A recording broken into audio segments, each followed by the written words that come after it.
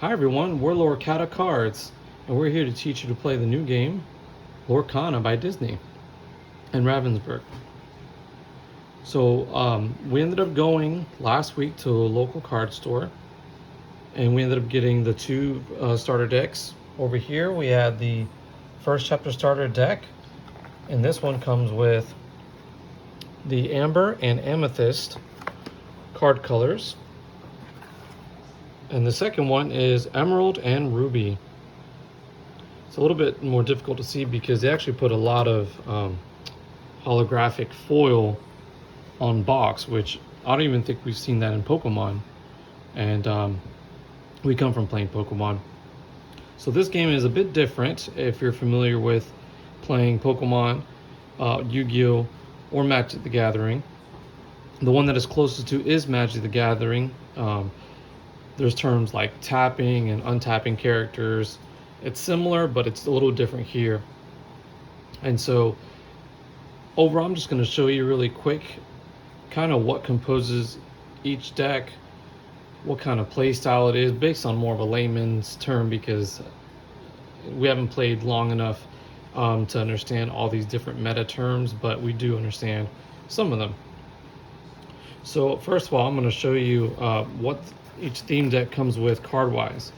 So if you see alphabetically, we have Ariel, On Human Legs, Cinderella, Gentle and Kind, Hades, Lord of the Underworld, Hey Hey.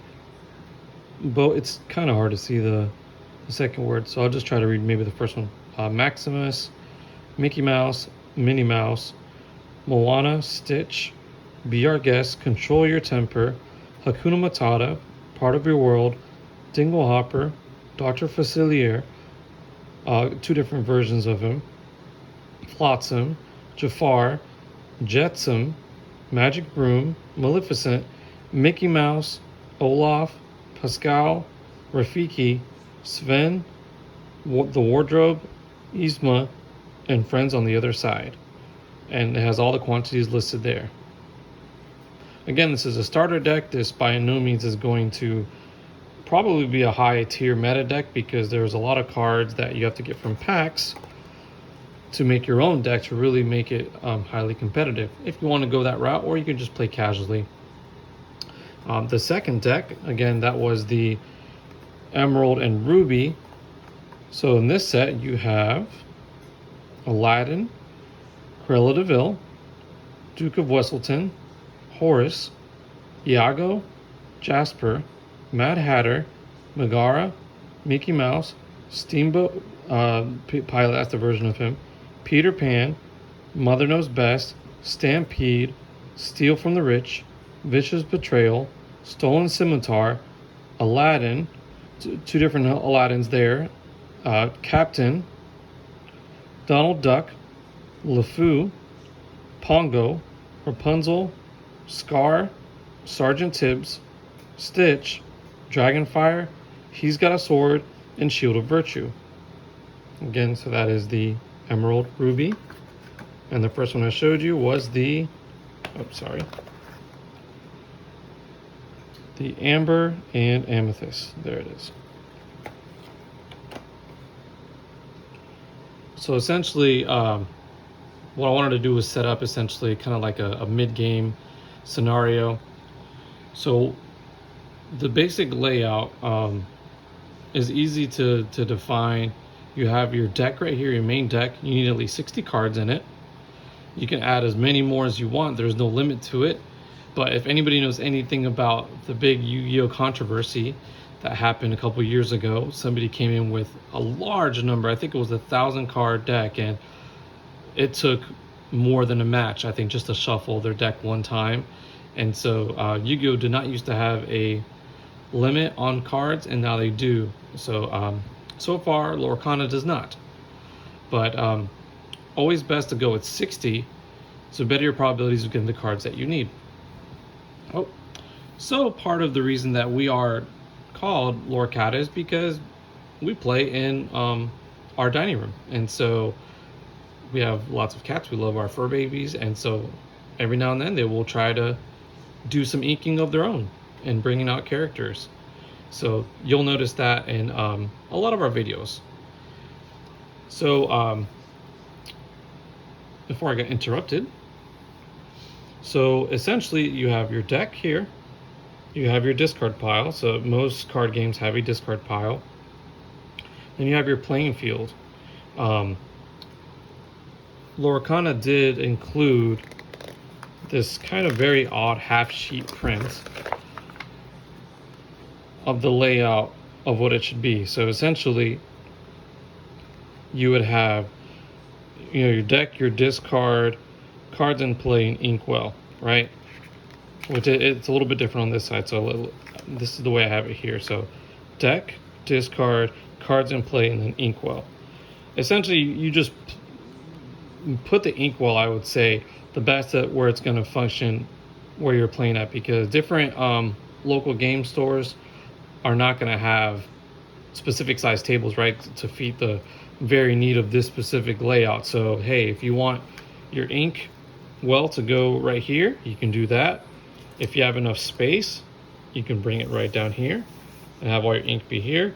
However it is that you and your opponent feel more comfortable with that, and we'll go into what exactly inkwell it is shortly. Since this is your play area, you can have both characters here, and then there are characters, you have both villains and you have hero characters. So I'll zoom in real quick.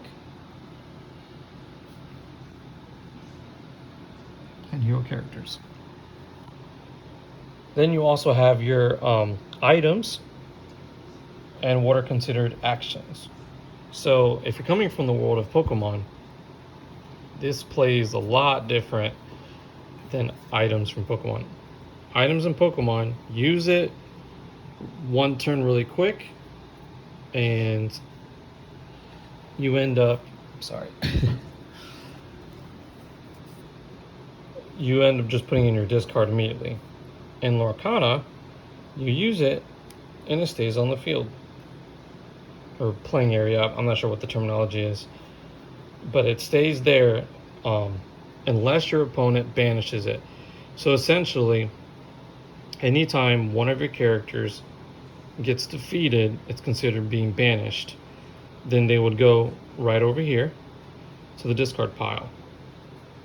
If somebody banishes, so essentially you can use either a card, so a character could have an ability. So if you look at this one, a lot of cards have these kind of like custom abilities. This one's called Sweep, right? And it goes hand in hand with the Magic Broom. And so they have these abilities, some cards, that when you play this character, something happens. In this case, when you play this character, you may shuffle a card from any discard into its player's deck. So essentially, I'll show you later by, like, if I were to have it in my hand, you would play it. The moment you played it instantly, let's say this Rapunzel was here, I could either shuffle it back into my deck, or as we're seeing over here, we got Pongo. We can shuffle that one back into their deck. Now you may be wondering why would you do that, and we'll get to different little strategies later, or maybe in a different video. I just kind of wanted to cover the basic concepts of Lorcana in this video, and then we can do some more in the future to go into more detail. So please hit that subscribe button. Lorcata Cards, share with all your friends and family if you guys want to learn. This is a family-friendly channel, so you're never going to hear any swearing from us. And again, if you like cats, you're going to see them pop up in different videos. So I was talking about the inkwell area, where you want to kind of situate everything. You have your characters, your heroes, and your villains. And I think there's not really, I don't think, a lot of unique differences between hero characters and villain characters. A lot of these, like, oh, if I put it down, activate the ability, that happens with both heroes and with villains, not just one or the other. I did notice a little thing that's kind of humorous. Villains tend to do things a little bit more treacherous, is what I've seen.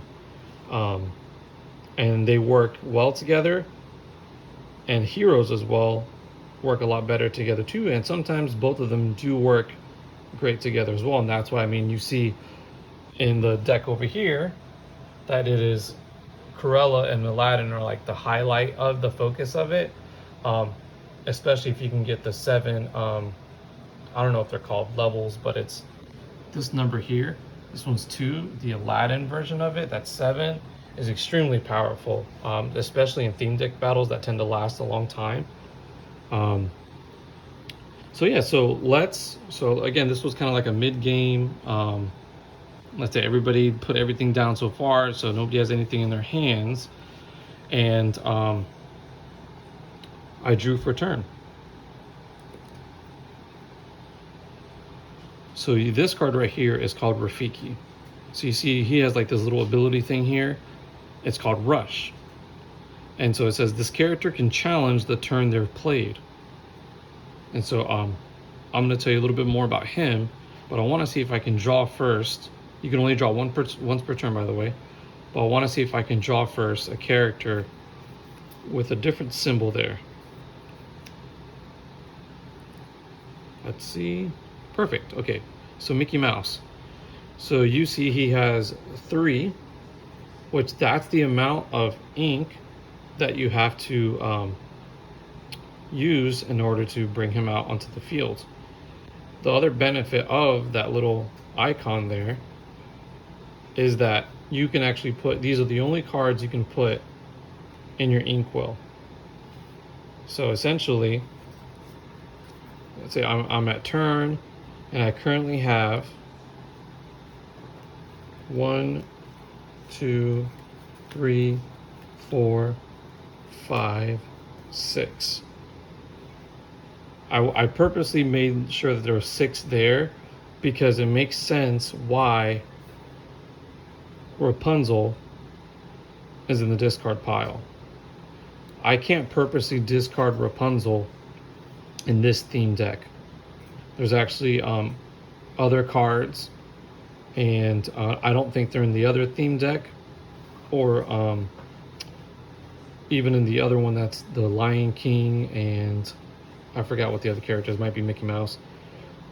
But I wanted to make sure you understood that, so that you needed 6 at some point to bring her on the field, but she must have been attacked at some point by these characters, and then that's why she's over here. All right. So now, I'm like, okay, I have Rafiki and I have this Mickey. So if this was the first turn in the game, then you can't summon something unless you use one of these cards that you can put into the inkwell. So since that isn't the case, what I'm going to do is that Rafiki I had. Oh, I'm sorry, before I go into that. So let's say it is the first turn, right? And let's say that I had inked, this was a 1. This Mickey had a 1 on it. And I was like, okay, I'm inking it. You cannot, as far as the current game format, the current meta for the next 3 months, play a card that says you may look at any of the cards in your inkwell. So essentially, once it's there, you can't, so you hopefully memorize what you put in there. Your opponent can't do that either, vice versa. Again, there's no card created that you can actually look at each other's or your own. And so let's say this was a 1, right? Or it doesn't matter if it was a 1, but let's imagine he's a 1. So I ink it, right? And you ink each card that you put down is just 1. You can't put 1 down and it counts as 5. It doesn't work like that. So then let's say this is turn 1. So I'm going to get rid of these cards, pretending that this is turn 1. I'll bring him out on the field. I can't do anything with him this turn. So there's 2 things that you can do, but the way that you win in the game is by getting lore. So this little handy dandy sheet, see, goes all the way up to 20, and it starts at 1, or it starts at 0. So usually the best way to do that I found is there's an app, the official Lorcana app. You can get that from the App Store or Android, Google Play. And so you would just tap on the phone could be like this, and then it would say like player 2, player 1, and then you do plus and minus throughout the match, and that's a very fast way versus you can use a dice if you want, but you would have to use multiple dice to equal 20. Okay, I digress. So, two things that you can do. You can either lure, which anytime that you do any action, attacking or lure or going on a quest, you need to exert your card, which means turn it sideways. That means it's been used, and you can only do that one time unless you have some card back here or an action card that you're able to allow them to be, I think it's called setup. I'd have to remember that term. So imagine we did the Mickey, we're pretending he's a 1. So we put him down for 1 ink, right? We brought him down, but you see there's no ability on him. So I can't do anything. So if we take him away and we do the same scenario, imagine if Rafiki was a 1 and we put him down, because of that ability of rush, he can attack that turn. If a character was used in the previous turn for whatever reason and has been exerted, that means he can attack them this first turn you're playing. So he would attack them for 3 damage. So he would be destroyed, and he takes 2 damage to him. So then he would have 1 life left. So however you want to do it, you can either do like, oh, I've taken 2 damage, or I have 1 damage left. So whatever you agree on, make sure you and your opponent are agreeing to the same term. That way later in the game, you're not questioning, oh, you thought you had 3 on there, I don't understand. You want to try to make the game as fun as possible and as fair as possible. So that's what a rush card is. So I just want to show you that example. Let me go over really quick the kind of other areas of the game and some of the other main cards that you'll see in both of these decks. So in this one, you have this card, Dingle Hopper. So again, it's an item card. Unlike Pokemon, it does not just use one time and go away. It stays on the field unless someone else can get rid of it, which none of these, unless the other theme deck, I can't think of off the top of my head, is an actual Sapphire and Silver deck, and it comes with, it's this card, I think it's called Breaker or something, and it actually allows you to break 1 item. If it doesn't come with that, then none of the theme decks can take out any of these items. So that's what that is, an item. So this one allows you, so this little symbol here, I'm gonna zoom in real close. That means to exert, right? To just go like this.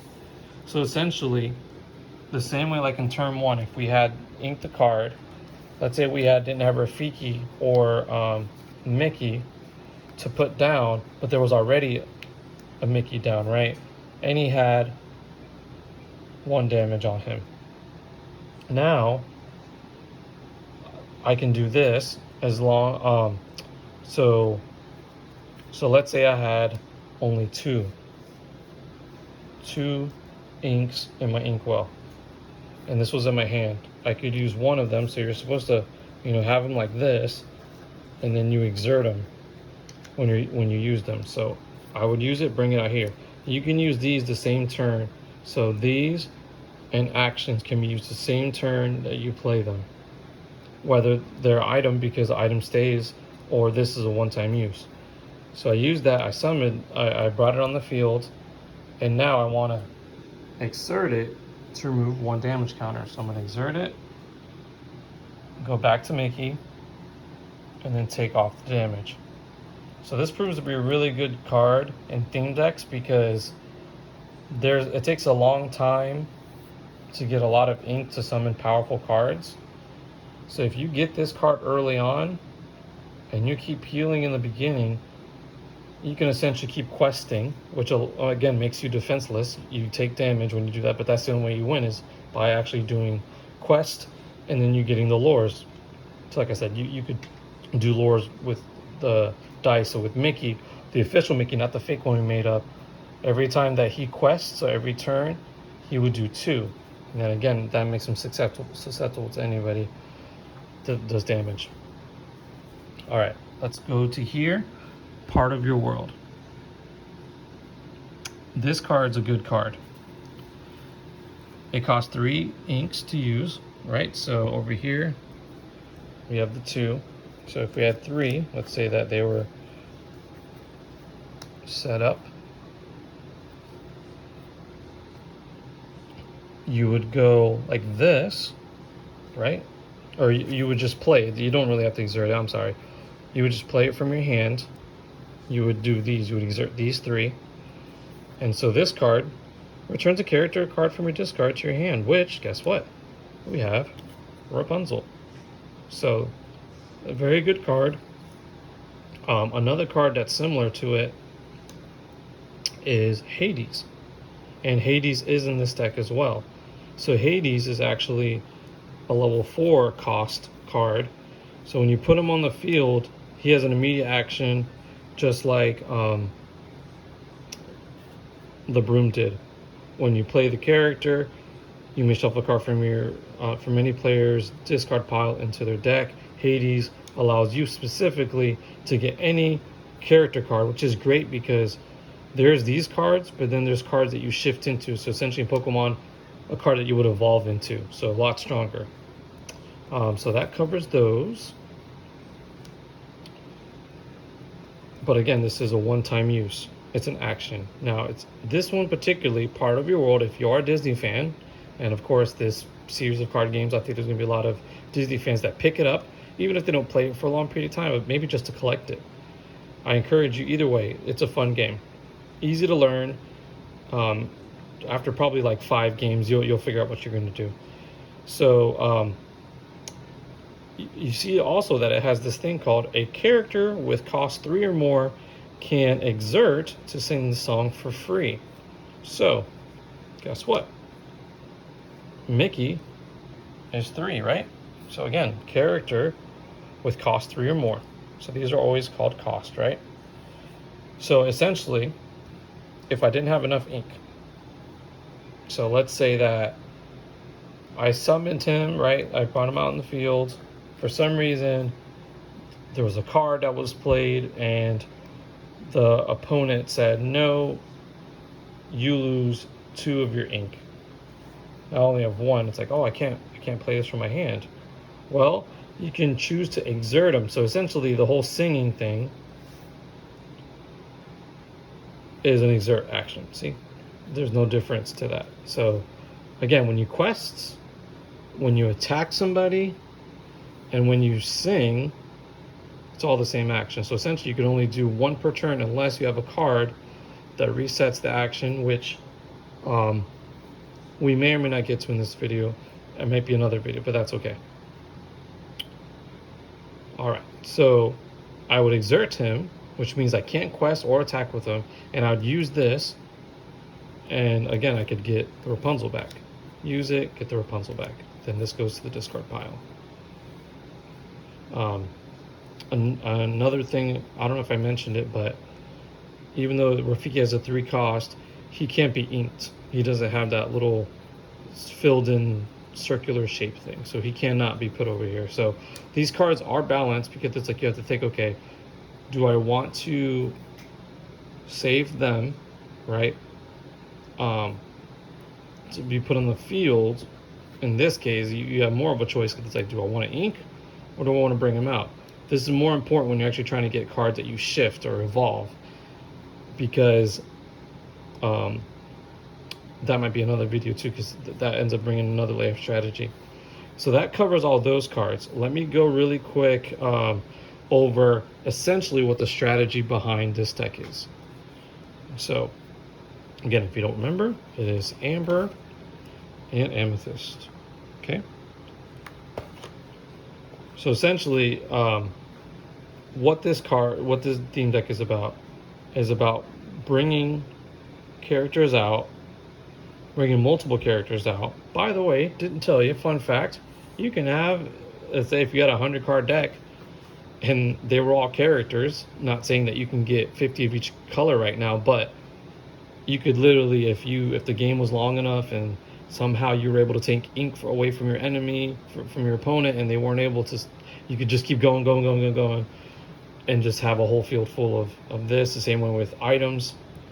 So that's a neat thing, because in Pokemon you're limited to a bench of 5, and then one main card that you're always attacking with. Where in this game, you can attack with everybody that you want, or you can quest with everybody that you want, or you can sing with everybody that you want, as long as you meet that same requirement of that cost, which that card had a same requirement of 3. So yeah, this deck's about bringing out characters. It's about healing said characters, which makes sense, because look at Rafiki. If Rafiki, you come out and you attack Mr. Sergeant Tibbs over there, Mr. Little Kitty Cat, he's gonna take 2 damage, which means you need to heal him. So it makes the most sense to not activate this yet until you've done all your attacking, unless when you're about to attack with, let's say, Rafiki, if he already had 2 damage on him, you don't want to destroy him with Tibbs. So it just depends. If you know you're not going to be destroyed by Tibbs, attack Tibbs first, come back, heal, and you're good. If you know that you will get banished, heal, then attack.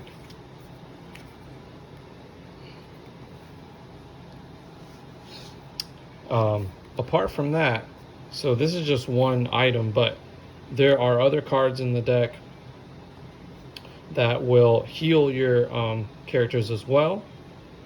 And I just realized that this Rapunzel this whole time is a Ruby card. So when we went to local game store last week and participated in the first ever theme deck tournaments for Lorcana, we opened the theme deck, right? And the theme deck comes with an extra pack inside.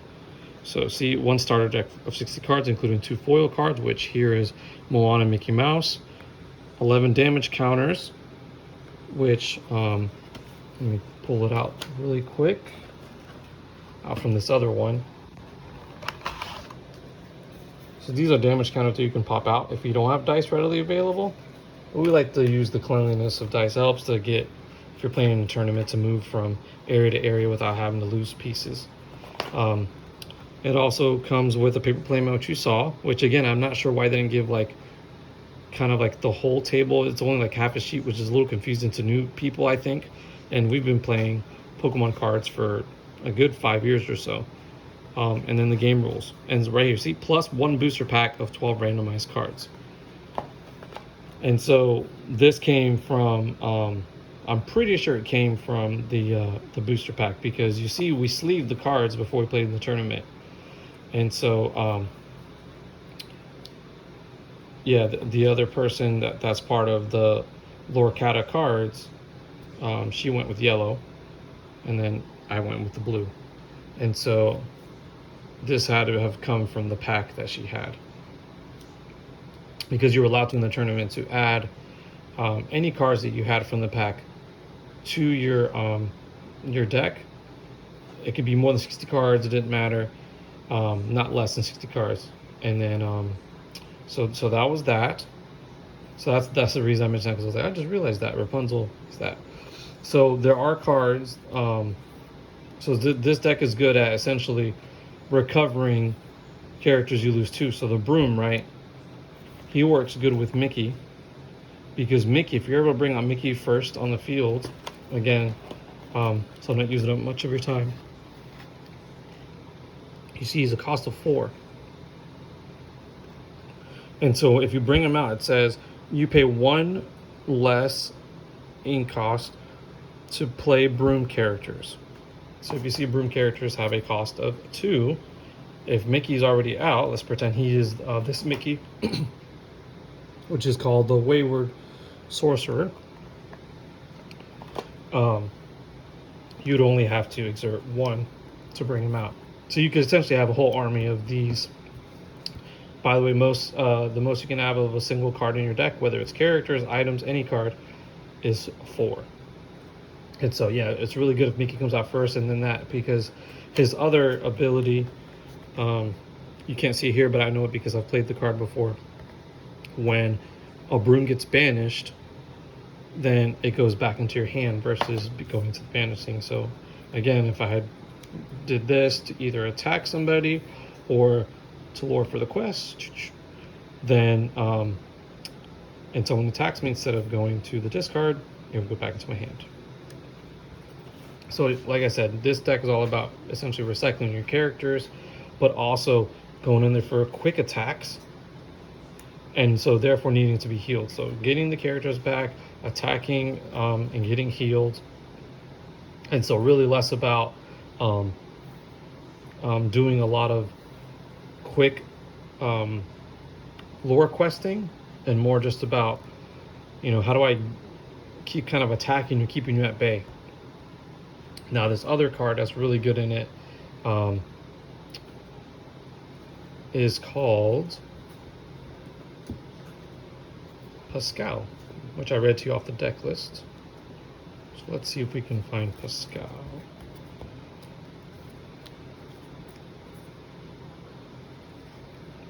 He is a Amethyst, and he's really good because he's what's considered an evasive character. And so an evasive character, there he is, Pascal.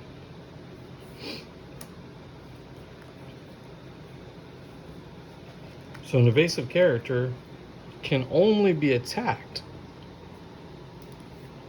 by another evasive character. Now, he's only evasive if you have other people in the field. So like I said, since this deck is all about, I can summon a lot more characters quicker as long as I get the cards that I need to get them out, and I can rescue them from the discard, bring it back out. You always want to make sure he is not alone. Okay, so let's say that I quested with him, right? I quested with these two, and these are by themselves. So then over here, Cruella de Vil's like, well, I don't like that. I want to destroy you. You only have 1 health, right? Which I forgot what they're called, but let's just say health and attack. She can't. She's not an evasive character.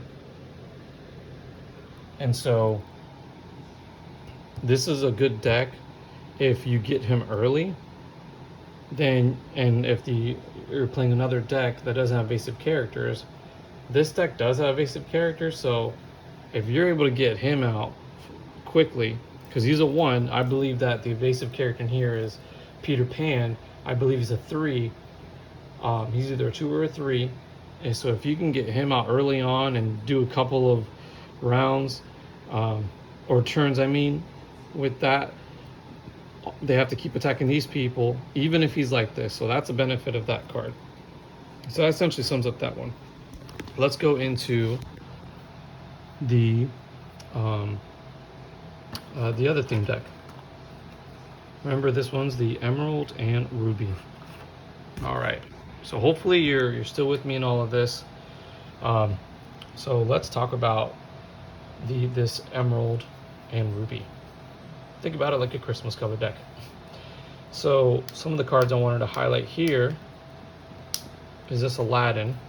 And again, it doesn't matter what the Disney character is. You'll notice, like you did with Mickey, remember there is an Amber Mickey and there is an Amethyst Mickey, and they look different as well, which is a good thing. I'm glad that they made the arts different on the characters so that you actually knew, like, oh, I'm not confusing which one's which. So if you see here, this deck has this ability ward, at least in this one character. They have, if you buy packs and you keep buying packs, there are other characters with ward, and it's pretty powerful, because what happens is opponents can't choose this character except to challenge.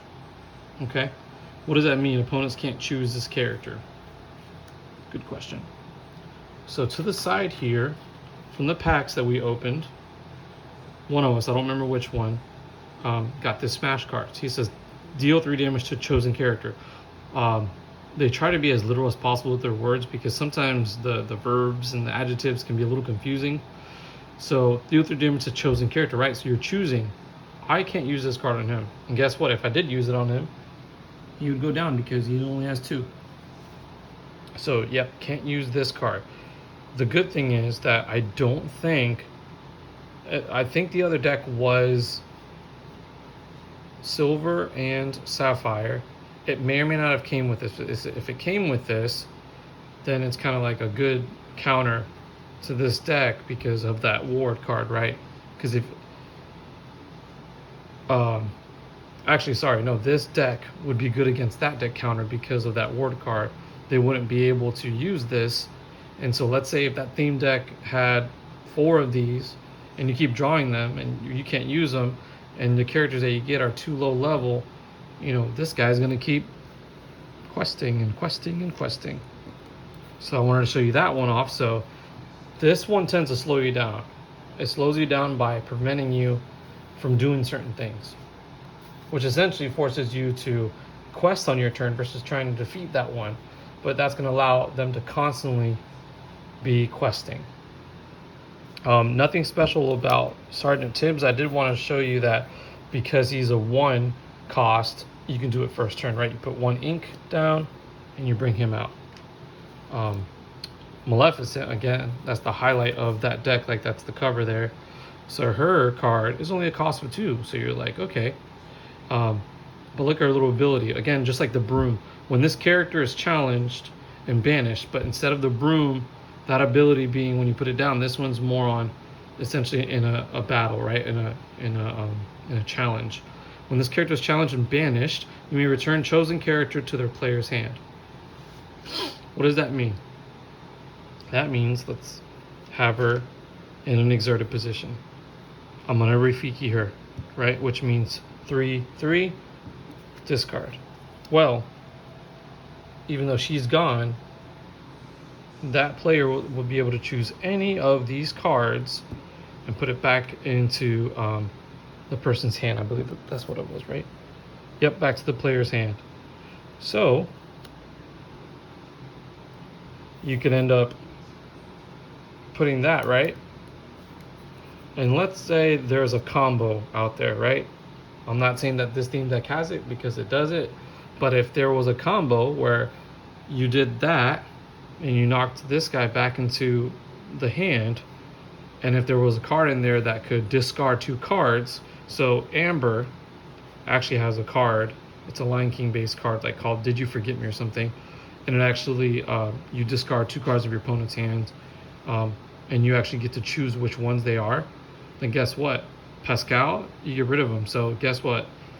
I think Pascal in this theme deck is the only evasion one. So no longer do you have to only attack these people. So this was a way you stop them from essentially doing a lot of questing.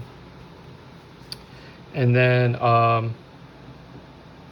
here's another action card. But it's just an action. It's not a song. You notice that. So you're going to use it 1 time, but it does 2 damage to chosen damaged character. So this card only works if there's already damage on anybody. Okay. Again, that's not where they stay. I just wanted to put it there so that way the layout was easy to explain. This card here, Stolen Scimitar. It's an item card. Remember, item cards stay. So you can exert it. Once you pay the cost the 1 time, you don't have to pay the cost anymore. All you do is exert it. So you can use the card, the item, 1 time per turn. That's why you exert it. Unless there's another card in your arsenal that can, ready this one up again, you can only use items once. So when you exert it, chosen character gets 1. That little sun is the attack. So if you look here at Rafiki, right there. So right here in this case, Tibbs, I could give him 3. But if it's an Aladdin character, they get +2 attacking.